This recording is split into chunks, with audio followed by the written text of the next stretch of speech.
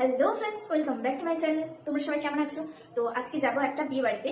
তোমরা সবকিছু দেখতে থাকো পরপর। আগে রেডি হয়ে নিই, তারপর তোমাদের সাথে সবকিছু শেয়ার করবো। তো চলো যাওয়া যাক। শাড়ি পরে এখন হয়ে গেছি রেডি। তো আমায় কেমন লাগছে অবশ্যই কমেন্টে জানিও কিন্তু। তো চলো বিয়ে বাড়িতে সবকিছু দেখার জন্য প্রস্তুত থেকো।